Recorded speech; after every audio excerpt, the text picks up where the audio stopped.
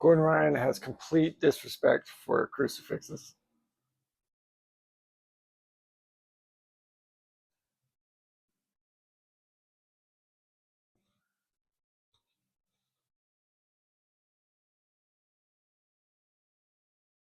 Shelf the leg, drive over. Easy money.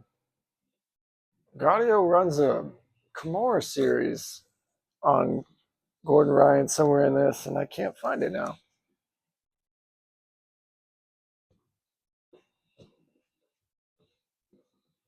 This is the one Gordon runs on him.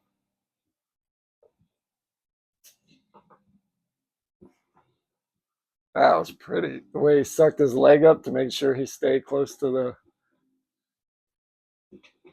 And so when it comes to Kimuras, it's almost a 50-50 position. Obviously, the one with the fully locked entanglement is ahead in the game. But you can think about 50-50 position. The one who has a fully locked and entanglement of 50-50 in the legs, if their hips are more pointing towards the knee and they have a better, tighter triangle, then they have the advantage too. But it's still a 50-50 position, and those things can change easily. A rule of thumb when it comes to Kimura is he whose hips are closest to the lock wins. Now, watch what happens with Gaudio here and what he does to kind of show you this and show you the advantage. Gordon obviously is the one with the Kimura. He's the one with the better connection. Right now, Gordon's hips are kind of floating over the shoulder. He hasn't pinched the shoulder down in between his hips, but his hips are floating over the shoulder. Watch what Gaudio does with his legs and what happens. So he absorbs his legs, he entangles his legs and draws them into his core, which pulls that hip away from his shoulder and now starts to pull all of Ryan's body away from his shoulder, so that Gordon Ryan right here has kind of lost all that advantage he had now.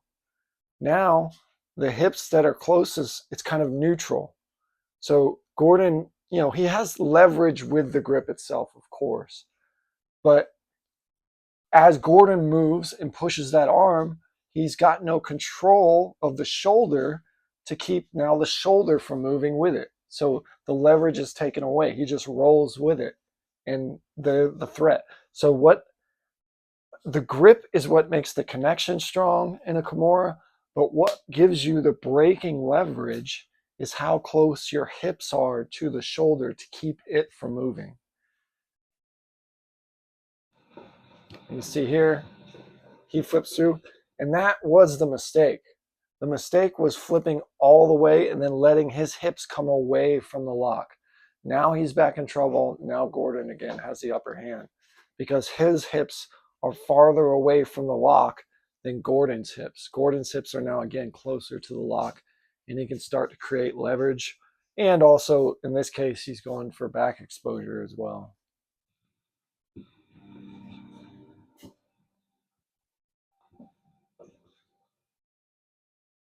What he wants to do here is get his hips up into the game, up into the closer to the lock. And Gordon wants to do that same thing, and he does. He builds hip height, and then he brings his hips forward and starts bringing his hips over the lock. And that's what gives him the power to make leverage and breaking force. And that's why he wins that battle. So remember, he whose hips are closer to the lock wins those fights. There's another cool thing here where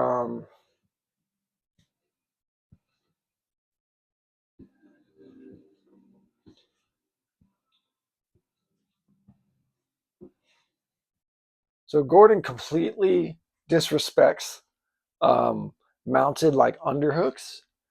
And like he'll just give it to you as long as he has that one frame on the inside. because he knows he can like kip escape or elbow escape with it.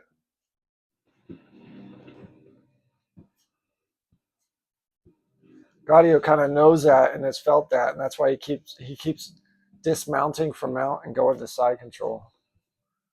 Look how beautifully he gets rid of that crossface, and then the way he follows it is money, man. He practices that little stuff, I think, in ways that other people don't.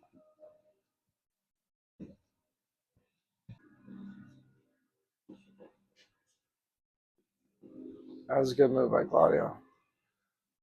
I think I think it's a mistake in the high ball ride to prioritize a seatbelt grip, or at least prioritize coming all the way through for the wrist on this underhook side. I think the priority should always be this shoulder. And see how this shoulder's getting away from Gladio? Gordon Ryan's taking that shoulder away from Gladio. That's the shoulder you need to control in order to have cross-sectional control. So I think that's going to end up being a problem here.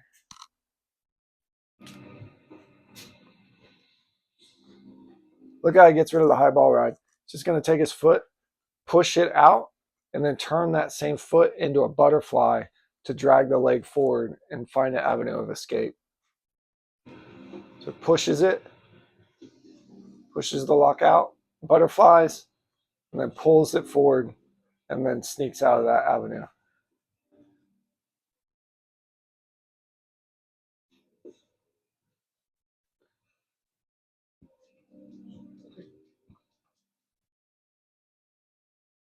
So Kimura, like a basic escape from the Kimura is to get that shoulder and then more importantly that elbow to the mat as you rotate in. Gordon Ryan starts to feint and rotate into it to do that, and he feels something and stops. I think he felt Gaudio's knee behind him, preventing his rotating down into the mat. So he goes forward and then he just addresses the grip because it's not a phenomenal grip to start with. He stops the leg though. Remember we talked about the winner in the Kimura is the one with hips closer to the lock. The closer those hips come to the lock, the more in trouble you are. So he's framing that leg out. He knows that. He's keeping that leg away. He has to maintain space for his head to move through to find an avenue of escape. So now he just comes in and addresses the lock directly, strips it, and then finds the leg because Gaudio left his leg hanging out there.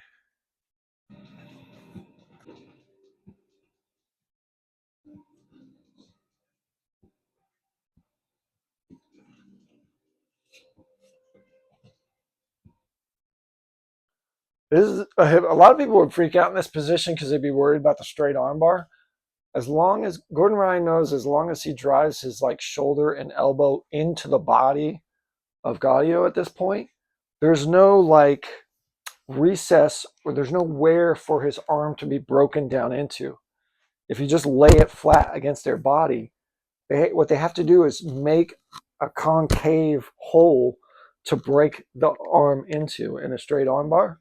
So just by forcing his arm down into Gaudio's body at this point, he's keeping it safe. And there's nothing to freak out or worry about.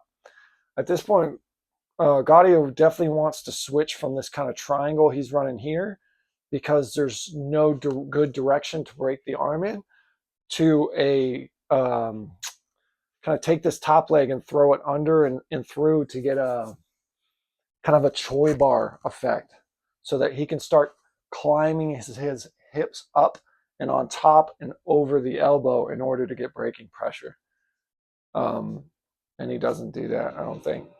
Yeah, he goes kind of the opposite direction into an omoplata type. Oh, this is what he wants. But switch your legs now because you're working against your own configuration when you're doing this. He's going to stick with the omoplata type pressure. Yeah. So he switches to the omoplata. Yeah.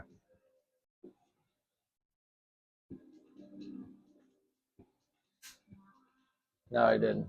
He didn't. He never got the grip off the hip. so he wouldn't have been able to escape and do what I suggested. That's a cool little way to sneak into the Kimura, and Gordon felt it and backed out. That was smart. I don't like mounting there. Now, I do like that. He went head and arm instead of trying to go for the far underhook. But go to that side now. Like, work on pinning the legs. Go to that side and pin the legs that way. Did you see that? So that's one of the things I definitely want to show. Gordon has complete... First, I want to point out his super efficient crossface break. He reaches back, tries to find the fingers.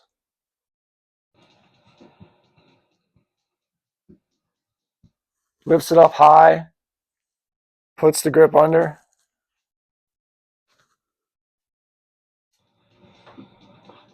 Touches it to his face.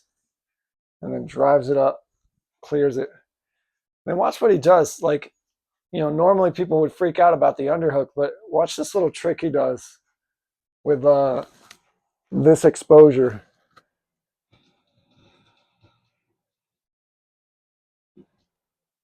So right now, a lot of people would fight this. He's just going to go with this underhook, and he's going to have this hand in this grip waiting to catch him. So he's going to let him have this underhook and start walking it, but he's actually going to lead his hand into this grip. Pretty slick. And he grabs it. So now with that grip, he just draws it up and he can free his elbow again. That's super slick, super efficient. What a cool way to defend like totally exposed elbows, right? Super efficient. Also, from that, you might be able to find the Americana. You know, maybe not threaten them with it, but lock it up enough where you could bridge and roll easy and take top position. So what I mean is, like, right here, if he doesn't like base out too far and he stays kind of close, maybe we can go back one step.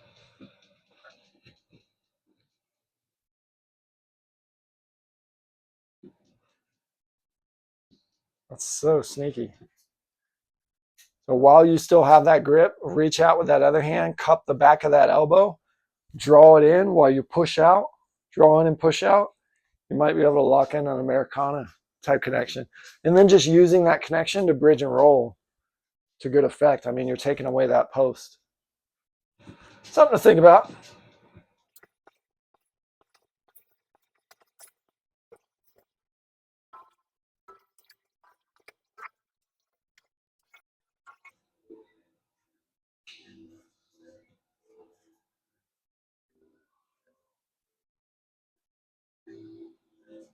So this is a big problem I always have, like this position.